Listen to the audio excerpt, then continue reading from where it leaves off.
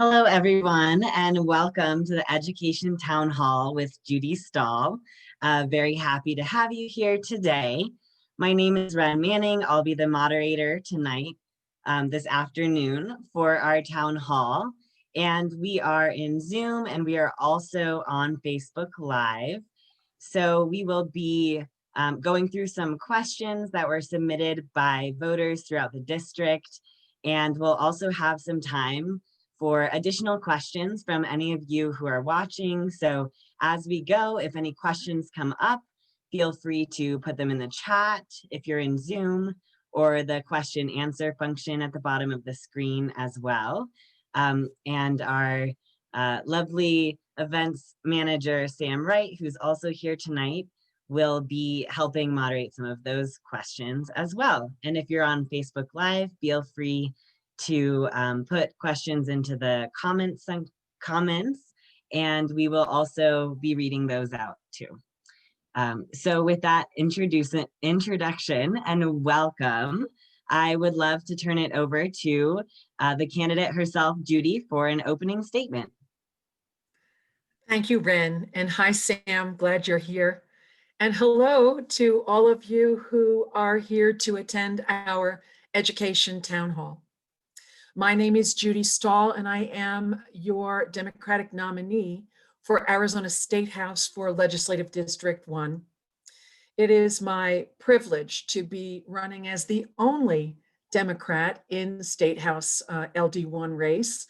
And so I would ask for those of you who have not yet filled out your ballots that you for sure fill out your ballots. And when you get a chance to vote, vote for me and only me. That's called voting for me single shot. And it is something that is crucial to our win plan. And just like education involves planning, we've had a plan for this campaign. It is going very well. And I fully intend to be elected and be able to stand up for public education in Arizona. For anyone who is familiar with the status of education in Arizona, you will know that we have really had a tough time.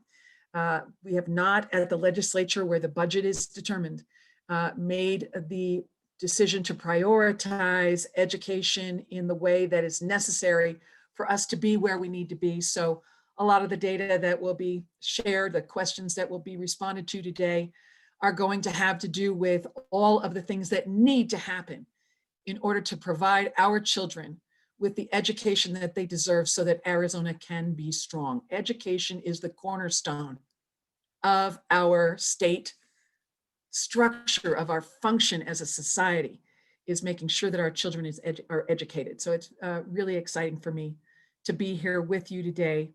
And I'm sure at the end that we all will let you guys know where you can go to support this campaign so that we can do what's required to flip the Arizona State House to Democratic control.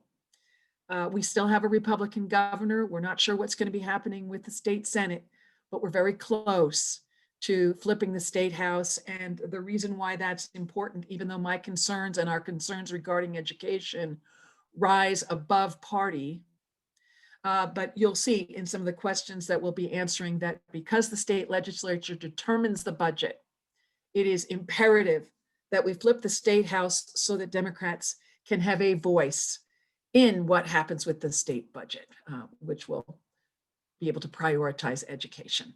So that said, really happy to be here and excited to answer some questions, and hopefully some from you guys out there in e-world as well. Thank you. Thank you for that, Judy. And tonight's town hall is organized into different sections and themes. So the first topic we will be starting with is K through 12 education. Do you believe our schools are adequately funded or not? How would you change how our public schools are funded? Our public schools in Arizona are not adequately funded. My children both attended public schools here in Arizona.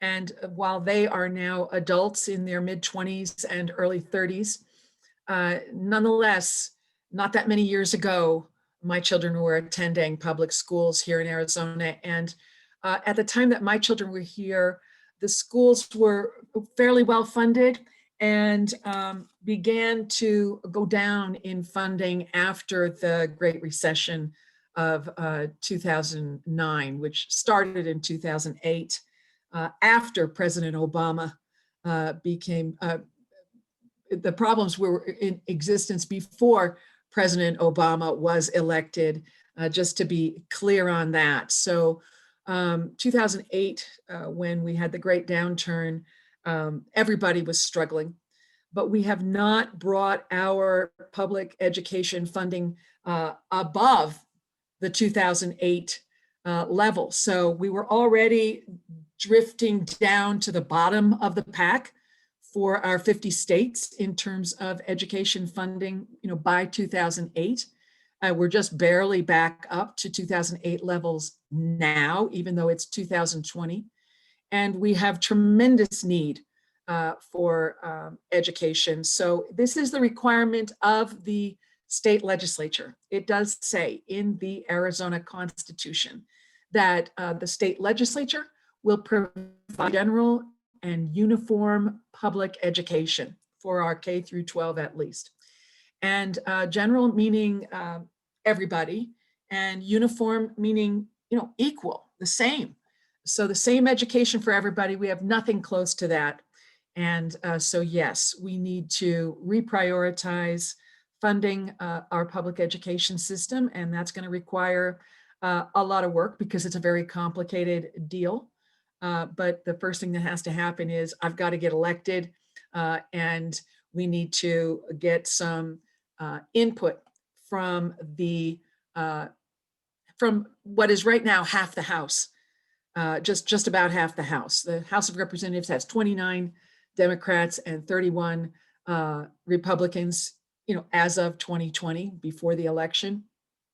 But Democrats have had no say, zero say, in what goes on with the budget because the Republican majority made sure that they did not get any input. And it's not required in state law that the minority party in the state house have any say, but it would be wise considering that virtually half of the legislators are Democrats. So the voice of the people in Arizona is not being heard, was not being heard. We do intend to flip the House and thus bring full representation to the state house.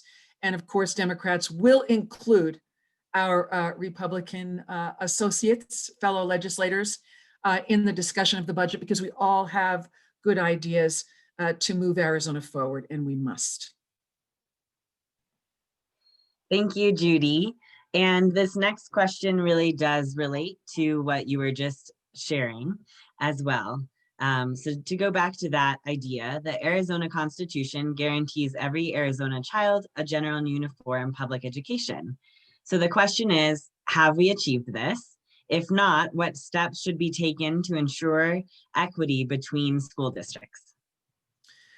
Thanks. So we do not currently have equity. A lot of the funding for Arizona public schools at this point are coming from property taxes. And if you are in a zip code or a district where you are not in, don't have high income folks, then your piece of the pie is going to be smaller, not just in terms of the number of students, but in terms of the amount of money that is going to come back to your district from the state. So right there, we have some districts that have quite a bit of funding for their districts. And then we have other districts that do not. For instance, within Legislative District 1, my district, we have Humboldt Unified School District, which is consistently at the bottom 5% in terms of the per pupil funding that's coming from the state of Arizona. And this is because, folks there are, there's a smaller tax base, not as many high income earners.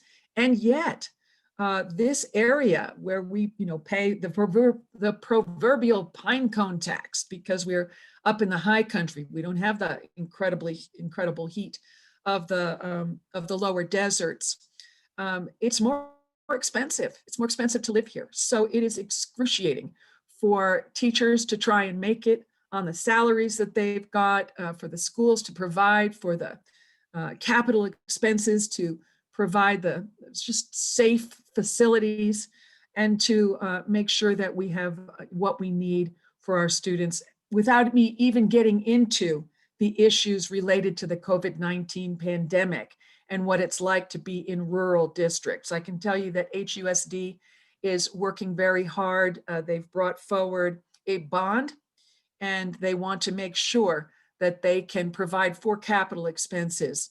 But this is the complexity of the Arizona education funding. But fundamentally, it is the responsibility of the state legislature to ensure that there is a general and uniform education, meaning everyone and equal. And currently, that is not how our funding is set up. And our rural districts, including in LD1, suffer because of it. Thank you, Judy. The next question. Due to the COVID-19 pandemic, many students are learning remotely from their homes. This has placed unanticipated burdens on both families and teachers. What resources are needed to support successful remote learning, and what will you do to ensure these resources are provided to Arizona families? Thank you. I just first and foremost have to say that I'm so grateful that my children are grown, because my heart goes out to families who have been working very hard, during the spring, having to educate their children from home. Of course, we just kind of shut down the whole school year at some point. And then without any real leadership from the top, the whole COVID-19 virus has been mishandled. It's been a failure of leadership of unimaginable proportions.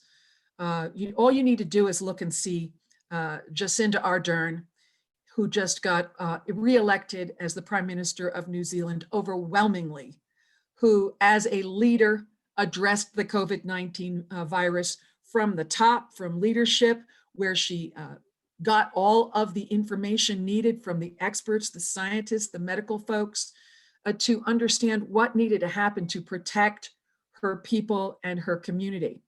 That has not happened in Arizona. So it has been left to the superintendents, the principals, the teachers, the parents, the school boards, the individual school boards, to try and figure out how they were going to handle what is in fact a worldwide pandemic, the likes of which we have not seen for over 100 years. So that's the first failure. And it has nothing to do with parents and teachers. It has to do with leadership. But I got to say that teachers and parents have really taken it on the chin, having to deal with this. And so that's the first statement I've got on that I honor parents who have tried to protect their children and their children's teachers and their children's grandparents, anyone who might come in contact with them if they were trying to go to school amidst a pandemic without having leadership from the top. So what we need in our communities in LD1, and I'm sure in other rural communities across the state, we need access to reliable broadband access. First and foremost, I have heard examples of children trying to do their schoolwork from home, and they had to wait until their mom got home from work at 5:15 p.m. to use her cell phone to get an internet hotspot so that they could then at 5:30 or 6 o'clock at night start trying to do their homework online, trying to do their education online. This is just unacceptable in the United States of America and in Arizona. So, sadly, it is the state of Arizona education, and we've got to change that. Now, superintendents, school boards, principals, teachers, and parents have worked very hard to innovate, to create structures that work, so that in some cases we've got children going to school every other day, or some go for a week and then they stay home for the next week. This is unprecedented, and I want to make sure that we provide whatever resources we can, and in fact, would love to see, when the new legislature goes into place, that we're able to put in place a coherent plan regarding dealing with this virus, which just, there's been a lack of leadership, a failure of leadership. There's no statewide plan, and there is no national plan. So this patchwork doesn't work because the virus doesn't care about school districts. It doesn't care about state lines. And so in this sense, we need to address and suppress the virus, and then we need to take a good hard look at what needs to take place that schools and parents and teachers haven't already put in place, bless their hearts, amidst the stress of trying to educate our children in the midst of a pandemic. So many problems associated with it. Devastating. Yes, thank you for addressing that as well. And that is the last question of that section. We're going to move on to school choice. So the following question starts out more general. In general, what is your position on school choice? My position is that we need to fully fund our public schools. And I realize that our charter schools are currently included in public education funding. But the way that the system is set up in Arizona right now, our charter schools are not required to be transparent and accountable for the way that they spend tax dollars that are given to them. They're also not required to, in many cases, provide for children with special needs, and on and on. So the fact of the matter is, school choice ends up not helping us provide a general and uniform public education. It ends up siphoning needed resources from our public schools that are the public schools that are providing for all of our children, special needs children, children from all different zip codes and socioeconomic backgrounds, colors of skin, et cetera, et cetera. We need to fund our public education system first. And the reason why is because our entire state economy, the soul of our state, the future of our state is dependent on us providing an excellent education for our children. Now, I know that in my district, there are a lot of folks who have moved here from other places, have retired here, and they benefit from the beauty of our weather, the gorgeous environment, our firemen and our police forces, our roads. And what I need them to know is that we will not be able to continue to have the beautiful, safe neighborhoods that we've got if we don't fund public education, because we are not going to be able to bring in the doctors and folks who will come here and create a thriving economy and allow us to maintain a thriving economy if there aren't decent schools for their children to attend. So education is the absolute foundation of our state, and we need to make sure that our public education is fully funded and that we don't have any nonsense where tax dollars are able to be hidden and in some cases go to for-profit enterprises and we don't get to see or do anything about it. Again, in order to make this change, we must at least flip the Arizona State House of Representatives to Democratic control here in 2020. I intend to be elected and be part of that so that we've got some checks and balances on what has been a legislature that has created laws that are certainly legal, but are not ethical or moral regarding education and funding. Thank you, Judy. Do you believe charter and private schools should be held to the same standards as public schools? Why or why not? The truth is, if private schools were funding themselves completely, then I would like to see private schools demonstrate accountability in terms of the educational standards that they're providing. Some private schools are providing excellent education, some not so much. And it would be nice to know that our children are receiving an education that is coherent with what's going on, throughout our public schools in Arizona. So, if that was the case, where there wasn't any public school funding, or public taxpayer dollars going to pay for private schools, then I wouldn't have too much to say about that. But such is not the case in Arizona, and so I do not want to see taxpayer dollars going to pay for private school education, where the folks who are elected to provide oversight of what's going on with our tax dollars don't get to know what's really going on in terms of the educational systems in the private schools. So currently we do have taxpayer dollars that can go to private schools. And if we were fully funding our public school system, and we had the resources, then a surplus to provide, then that would be something we could discuss at a later time. But at this point in time, our public school system of education is not fully funded. Tax dollars are being siphoned off through schemes, and that must change. We must provide excellent education for our children in our public school system first. Thank you. And the next question is also about funding.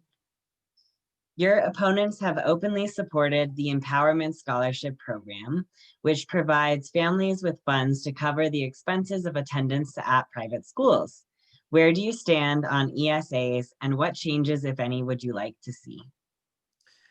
I would like to see, and I'm going to sound like a broken record here, but I would like us to see us provide full funding for our public education system first.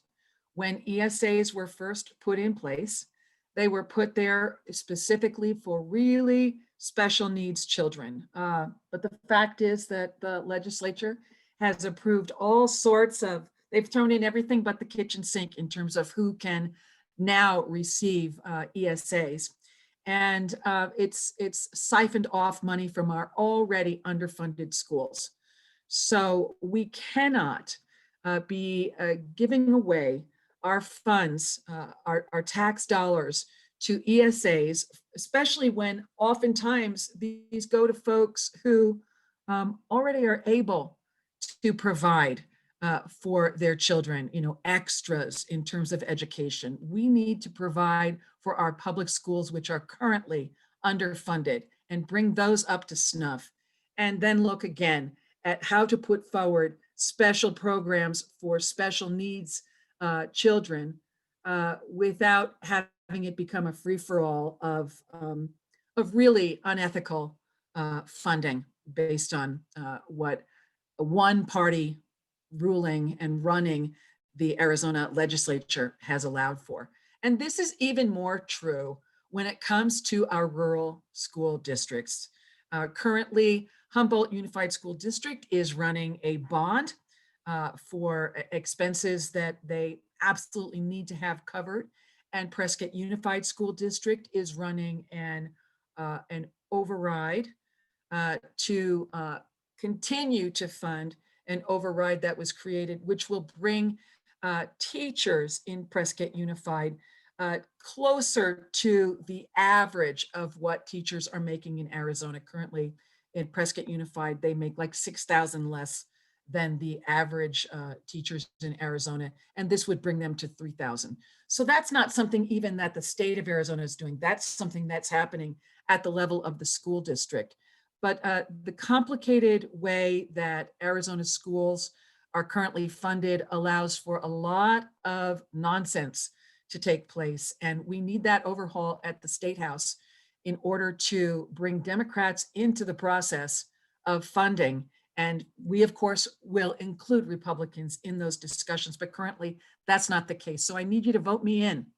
And, remember that both of my opponents are, have a very different attitude, including having received, one of my opponents having received $4,000 from the American Federation for Children, which is all about making sure that public schools are defunded. And that is something that we must not allow to happen.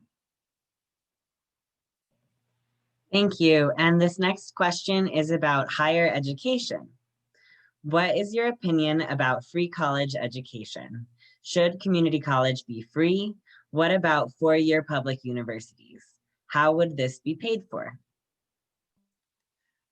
I absolutely believe that we should provide free community college for our children in Arizona, our young adults. It is not incredibly expensive to fund community college, and the benefits would be that many of our students who got through high school, some of whom may have gotten a GED, will have that chance to go on and continue their education without having to work a minimum wage job and then try and figure out how to get to school. It will really give us a leg up. It will really make a difference in terms of our economy when people get at least a couple years of college education under their belts, both from the aspects of trade school kinds of opportunities, as well as just really that expansiveness that happens when you get to college. It's a different deal. It's very exciting, and it really opens your eyes. I want to see all of our young people have that opportunity. When it comes to providing for a four-year college education, I don't have an answer for you for that right now. I do think that we can absolutely provide that 2 years of community college without it being anything but a benefit, a cost benefit when we are able to look at the numbers, and would love it if we were able to provide a four-year education. But at this point, I can't go that far yet. Okay, thank you. And this is just a reminder to those tuning in that if you want to submit questions, you still can. And we're giving these questions. We're so grateful to have received questions from voters throughout the district and love hearing from you and being in conversation and dialogue. So the next area we're going to cover is on teachers. Prop 208, otherwise known as the Invest in Ed initiative, is being voted on by Arizonans as we speak. Do you support Invest in Ed? Why or why not? I do I do support Invest in Ed. I absolutely support Prop 208. And I'd like to mention that I am recognized as a Save Our Schools Arizona Public School Proud candidate. I am the only candidate for State House for Legislative District 1 who has that assignation. And I am honored to be someone who clearly supports our children and our schools, all of our children. Again, I am the Common Ground candidate.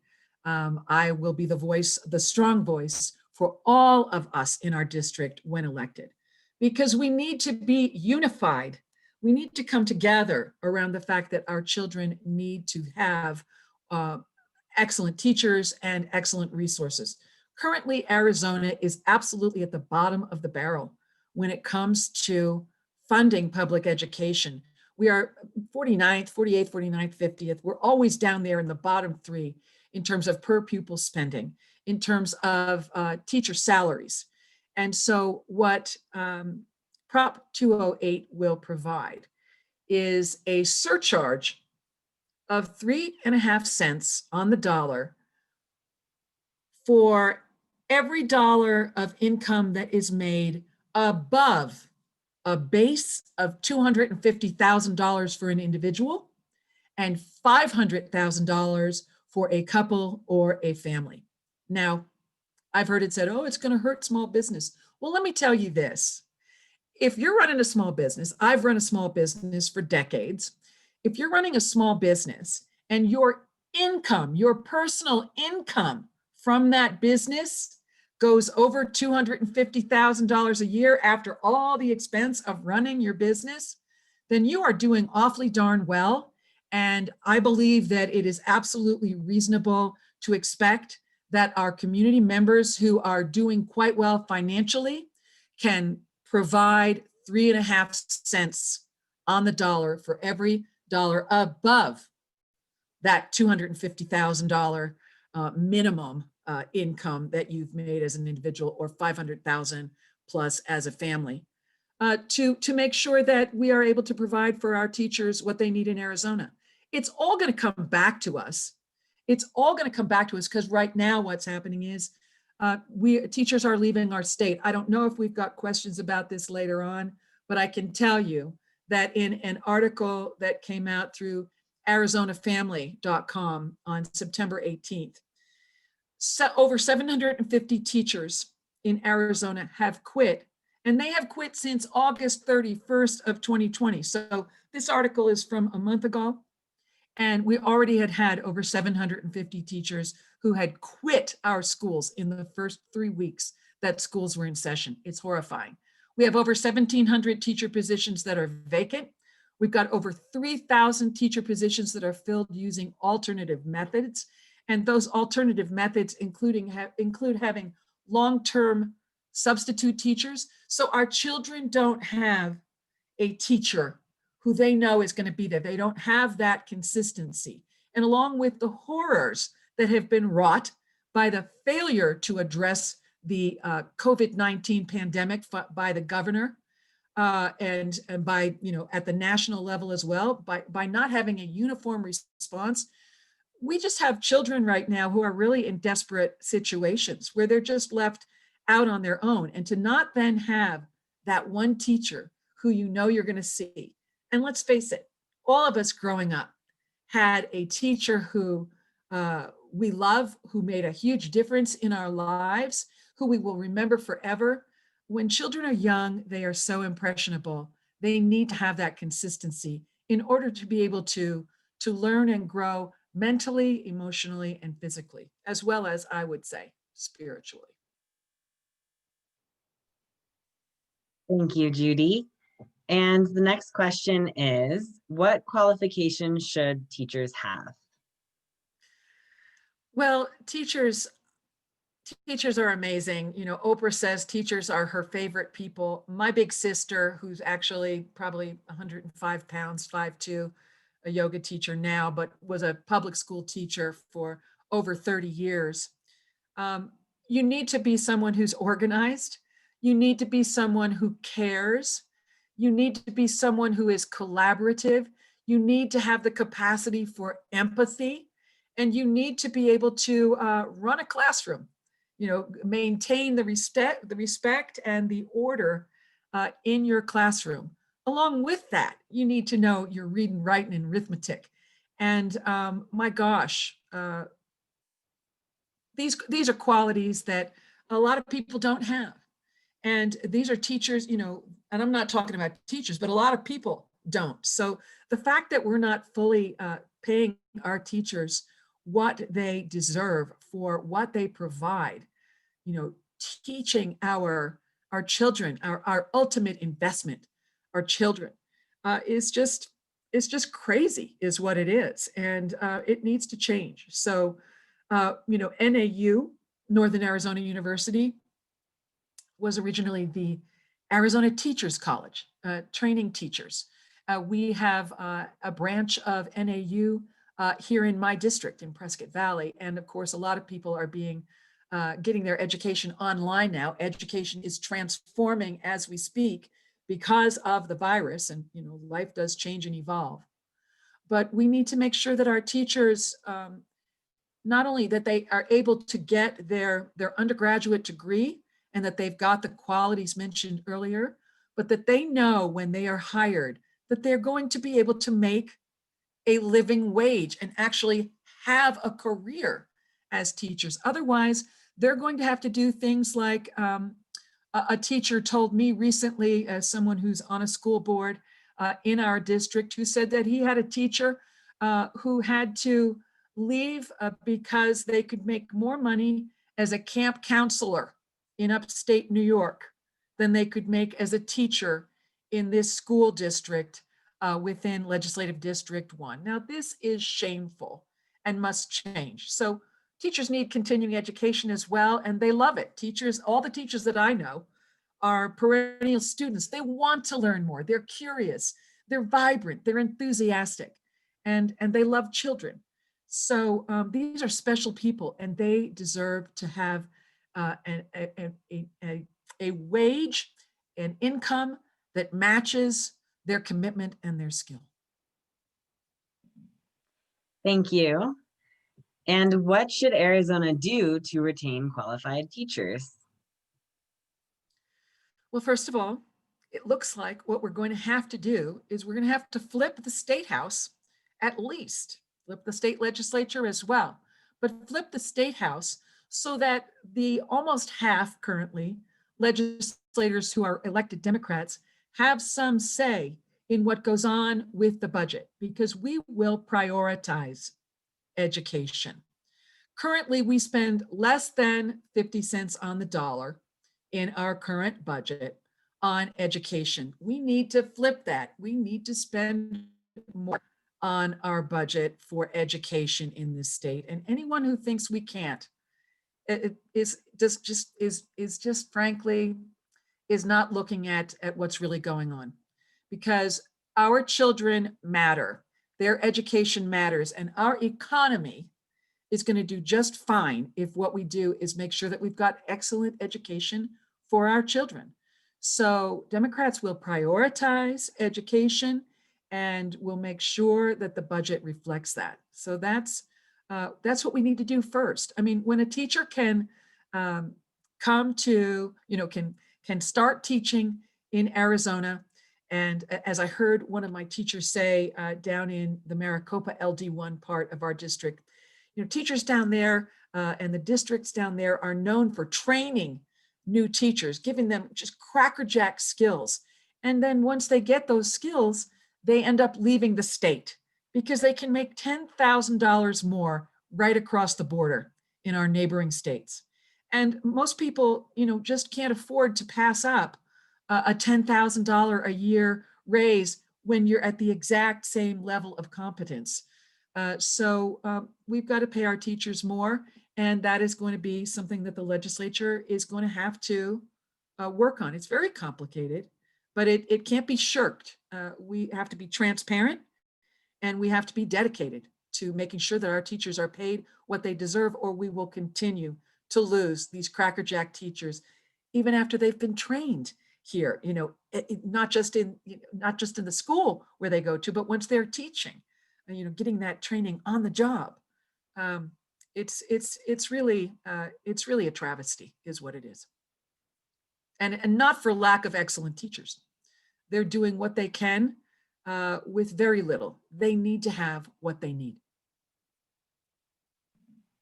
Thank you for addressing that and what can be done, locally up to the state level. So that concludes our question area of tonight's town hall. And Judy, I would love to open it up for you to make a closing statement, and then we'll hear from Sam a little bit about the campaign. Well, thank you, Ren. And I guess we don't have any outside questions coming in. I mean, it seems pretty clear what the issues are. And this is one of those issues where there have been years where the legislature has had opportunities to make these changes. And while there have been some efforts, it has not been enough.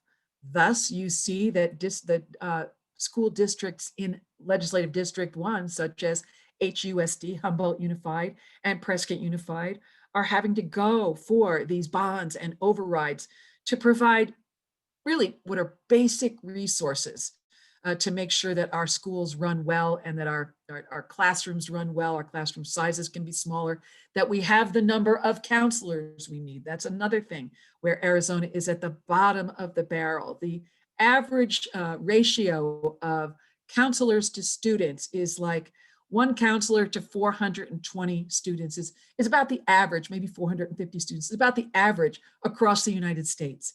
In Arizona, we have one counselor to something like 936 students. And our students already had concerns, stresses from the world as it is today before we got into this COVID-19 virus. But with the failed leadership on the virus from our governor and from nationally, really it has put our schools and our education system in a very tough position. So I want to be elected. I'm chomping at the bit to be elected, to be your representative, to go to the legislature and engage with all of my fellow legislators, Republican, Democrat, I don't care.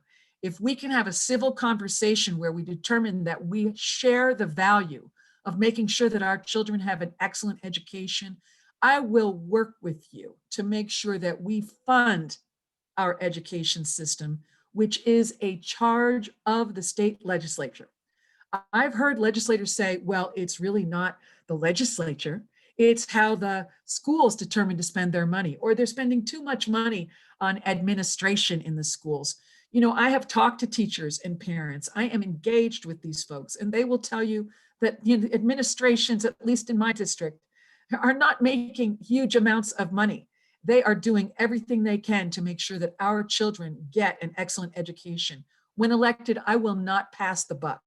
I will look at where we are spending our tax dollars currently and will do everything I can to make sure that we spend our tax dollars more effectively, more transparently, and with the input of teachers, schools, and parents to make sure that our education dollars are spent as effectively as possible and our children get the education they deserve, with teachers and schools that are safe and teachers who are making at least a living wage, at least more than what camp counselors make. So I want to thank you all for being here. Education is my number one issue. I do have other issues that are important. I've been working in healthcare for my entire life, so I believe that our next town hall is going to be on healthcare, and we had one last week that was on the environment, which is on our website, which I hope you will check out, because these are issues that really matter to me and to our district, especially because we are a rural district. So making sure that we have broadband, it will be right at the top of the list for me, for our district, and for our state. Thank you for being here. And please get everyone out to vote single shot for me, Judy Stahl. Thank you so much. Thank you. And thank you all for being here. Sam? Yeah, thank you, everyone. I'm Sam Wright. I'm the events manager and a field organizer for this campaign. As Judy mentioned, on Wednesday, October 1st, we're having our last virtual town hall on healthcare, where Judy stands on the issues surrounding healthcare. So tune in on the Zoom webinar or also on Facebook Live and share that with your contacts. Even if you've already voted, even if you fully support Judy with your vote single shot, which is extremely important, there are multiple pieces to the win strategy. And we would love to have you on our team as a volunteer, because we're working up to the last moment to reach everybody, because that's who Judy will represent, is everybody in the district. So that means please sign up to do contactless canvassing, where we're dropping literature about this campaign without at a safe distance. You can do that. You can do that you can sign up going to judystahl.com and clicking on Get Involved. Also, I've put that in the comments on Facebook of this video. Many people have not voted, and we're working hard to get the messaging out to everyone so that they can make an informed decision when they do vote. Another way that we're doing that is phone banking. So we're getting on the phones and we're reaching out to voters, which is something really special about this campaign. So also please sign up if you want to see Judy Stahl elected. going to judystahl.com, clicking on get involved and signing up that way. I've also commented that on the Facebook Live feed, or sending us a message on Facebook. Just ask us and we'd love to have you. Thank you, Sam. And thank you all for tuning in tonight. Please share this with your networks. It's very important to hear what Judy has to say on education. And I hope you all come to our next town hall on Wednesday. And we have a little more than 2 weeks left until the election. So we're in it together, and thanks for tuning in. That's it.